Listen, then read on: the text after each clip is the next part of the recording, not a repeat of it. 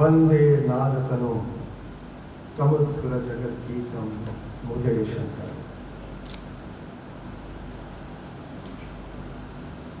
इस प्रातः वेला में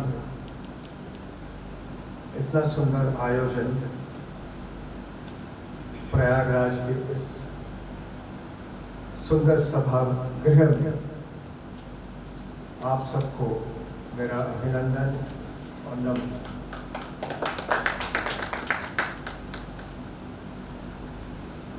विगत 5 दशकों से ध्रुपद की अनवरत मैं सेवक हूँ और आज भी मैं हर क्षण कुछ न कुछ सीखता हूँ, प्रयास करता हूँ कि कुछ समझे, कुछ गोता लगाए। हमारे जो संगीत के 3 प्रमुख घटक हैं, अनादिकाल से अगर उस पर हम विचार करें, प्राग वैदिक, वैदिक और उसके पश्चात जो भी हमारी परंपराएं हैं, मैं उसको वेद से अलग नहीं मानता, उसको मैं बृहद वेद कहता हूँ। It is an extension of the Veda और हम लोग उसका निर्वहन कर रहे हैं और कैसे उसका पोषण हो रहा है, गुरु से हमें प्राप्त होगा। और गुरु शब्द मात्र एक व्यक्ति नहीं, वो जो ज्ञान है, वो जो ज्ञान मीमांसा है, ज्ञान की जो अनुभूति है, और ज्ञान मात्र ज्ञान नहीं है, वो शास्त्र भी है, वो प्रयोग भी है। और संगीत में तो वो गोता लगाना ही पड़ेगा। बिना शास्त्र के प्रयोग अधूरा है और बिना प्रयोग के शास्त्र भी अधूरा है, एक दूसरे का पूरक है। अब मेरी जो विधा है, मैं हमेशा कहता हूँ ध्रुवपद, ध्रुपद मात्र एक गायकी नहीं है। आज से आप लोग दिमाग से इसको हटा लीजिए। ध्रुवपद एक यात्रा है, एक नाद की सुखद यात्रा है। आपको स्वर में, लय में, पद में, वर्ण में, नाद में ईश्वर के साथ आत्म साक्षात्कार में, सब में लीन होना, ये ध्रुपद आपको सिखाता है। वो ध्रुपद तो है। और आपको बताऊं, अगर हमें भारतीय परंपरा को समझना है तो हमें ध्रुपद को समझना है। ये मैं नहीं कह रहा हूँ, प्रकांड विद्वान ठाकुर जयदेव सिंह, आपने सुना है, बहुत बड़े दार्शनिक भी थे और संगीत शास्त्र के, संस्कृत के प्रकांड विद्वान थे, उद्भट विद्वान थे, शैव दर्शन के उद्भट विद्वान थे। वो कहते थे कि ध्रुपद, जब हम ध्रुपद कहते हैं तो मात्र ध्रुपद नहीं है, आलाप और ध्रुपद। आलाप अपने आप में एक पद्धति है, एक सिस्टम है। हम लोग उसको संकुचित करके सिर्फ संगीत के एक पाठ्यक्रम में डाल दिया है। आलाप और ध्रुपद को साथ लेके चलना है, क्योंकि एक दूसरे का फिर से वो पूरक है। बिना आलाप के हम ध्रुपद को समझ नहीं सकते। मैं बहुत व्यापक रूप से समझाना नहीं चाहूँगा। मैं मेरे कार्यक्रम में मैं 2 शब्द भी कहूँगा, मैं जो भी प्रस्तुत करूँगा। लेकिन आपको ये बताऊँ, मेरे गुरुजी कहते थे कि जब हम आलाप गाते हैं वो सुर लय की अनंत यात्रा है। It is an eternal journey. एक जीवन काफी नहीं है, वो सही रूप में नाद योग है। हमारे यहाँ जो भी हम क्रिया करते हैं, जो भी एक्शंस है हमारे, वो योग है। योग कर्म सुकौशल भी कहा है भगवान कृष्ण। तो जो कर्म हम कुशलता से करेंगे, मतलब उसकी साधना करके हम प्राप्त करेंगे, मात्र गा बजा के नहीं। या फिर मैं अपनी गुरु का ही वचन आप लोगों के सामने रखूंगा। बहुत सहज रूप से वो बताते थे कि आलाप जो है बुनियादी योग है। आलाप के पश्चात हम ध्रुव पद गाते हैं। ध्रुव पद it represents the entire lyrical tradition. एक म्यूजिकल ट्रेडिशन है जो आलाप है, और जो लिरिकल ट्रेडिशन है, काव्य की जो परंपरा है, वो ध्रुव पद है। वो ईश्वर की लीला है, क्योंकि वहाँ हम वर्णन करते हैं जीवन की जो हमारी अनुभूतियाँ हैं, जो सुख दुख है, उसका हम सृजन कर रहे हैं, उसका हम वर्णन कर रहे हैं। इसका अर्थ ये नहीं कि हम आलाप में वर्णन नहीं है। हमारे गुरु जी कहते थे कि जब स्वर भी हम लगाते हैं वो वर्णन हो रहा है। उसको कहते थे कि बेटा सिर्फ गाओ मत, उसका वर्णन कर। एक एक स्वर का वर्णन आवश्यक है। दरबारी में गंधार कैसे लगेगा, मियाँ गंधार में कैसे लगेगा, वही गंधार है। आप अगर वर्णन नहीं कर पाओगे तो आप गायक नहीं हैं, आप गायक नहीं हैं, आप कला की सर्जना नहीं कर सकते। तो ये ध्रुपद की विशालता है। और जब मैं आगे और गोता लगाया, प्रोफेसर प्रेमलता शर्मा के निर्देशन में मुझे मूल संस्कृत ग्रंथों का मुझे अवलोकन करने का जो सौभाग्य प्राप्त हुआ, तब धीरे धीरे ये जानने लगे कि if we have to understand Dhrupad, we have to understand the entire culture of South Asia,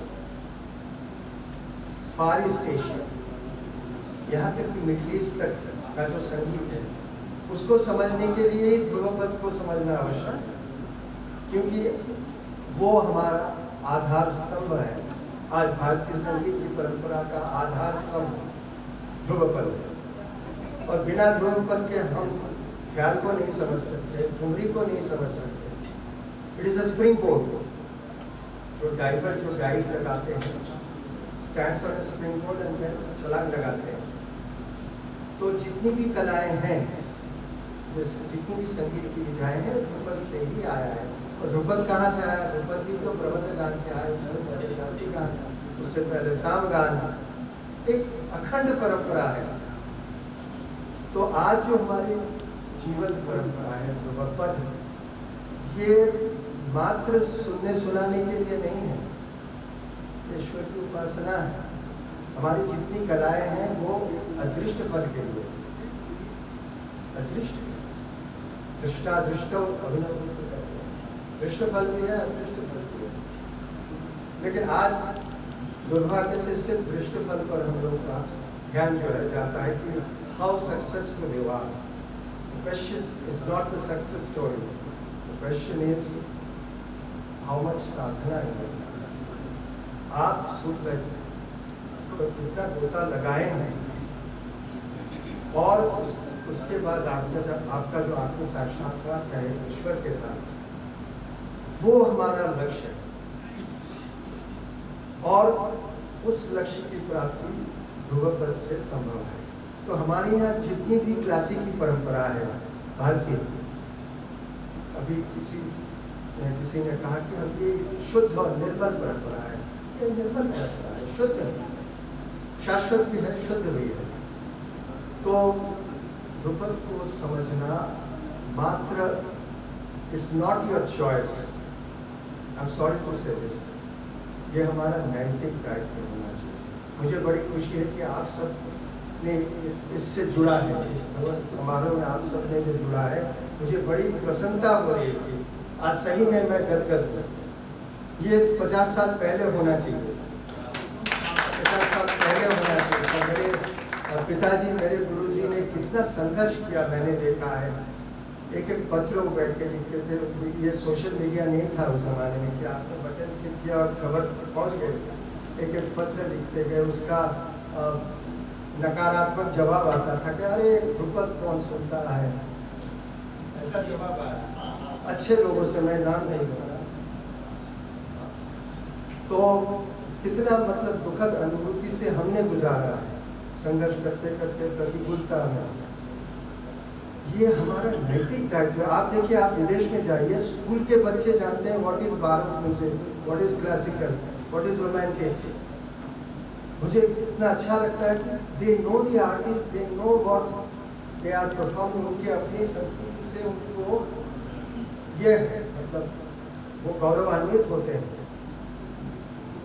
लेकिन हमारे यहाँ जुड़ नहीं सकते। हमारी ख्याति है, हमारी परंपरा है, हम सबको जुड़ना है। तो मैं एकदम धरातल पे आके आप लोगों से ये संवाद कर रहा हूँ कि ये सिर्फ मैं बोल रहा हूँ और आप लोग इसको सुन रहे हैं, ऐसा नहीं। कि आप सबका दायित्व होना चाहिए कि जो हमारी ख्याति है इसको बचाए रखें। और ध्रुपद आज एक दुर्लभ परंपरा नहीं है, ये काफ़ी लोग इसको सुन रहे हैं, इसको जान रहे हैं, इसको सीख रहे हैं। विदेश में ध्रुपद सोसाइटी, जापान में मेरी ध्रुपद सोसाइटी है, वहाँ के लोग ध्रुपद को अपना रहे हैं, यूरोप में अपना रहे हैं, अमेरिका में अपना रहे हैं। हमारे बच्चे 10 गुना होना चाहिए, इसमें आना चाहिए। और आपको बताऊं, अगर ध्रुपद आप कायदे से सीखोगे तो ख्याल भी उतना सुंदर होगा, गज़ल भी उतना सुंदर होगा। और यहाँ तक कि जो आपके बॉलीवुड सिंगिंग है, जो भी हो, राग हर जगह है, लेकिन उसका जो सूक्ष्मता है, हमारी गार्डियन परंपरा में मेरे गुरुजी कहते थे कि ये एक संपूर्ण पद्धति है। क्यों संपूर्ण पद्धति है? क्योंकि हम स्वर को प्रकट रूप में भी देखते हैं और सूक्ष्म रूप में भी देखते हैं। वो प्रकट भी है और गुप्त भी है, और जो गुप्त है वो सूक्ष्म भी है, अति सूक्ष्म भी है, और विश्रांति भी है। विश्रांति को हम लोग आज जो है वो तेज रफ्तार में संगीत चल रहा है। We want speed, we don't want silence. आप ध्रुपद में वो साइलेंस है, आप आलाप सुनोगे, एक स्वर से दूसरे स्वर के बीच जो विश्रांति है वो कितना आवश्यक है सुकून के लिए, उसको हम लोग भूल रहे हैं। हम लोग दौड़ना चाहते हैं। कितना दौड़ोगे आप? आपको बताऊं, मैं जापान जाता हूँ, टेक्नोलॉजी में दुनिया का नंबर 1 है। वो लोग कहते हैं गुरुजी आप 3 घंटा आराम करिए। उनको ये नहीं कि हम द्रुत लय की बंदिश ले लें और सुना है, वो भी मैं गा सकता हूँ, लेकिन they don't want that, they want आराम। एक राग को आप गाइए, क्या आनंद है उसमें।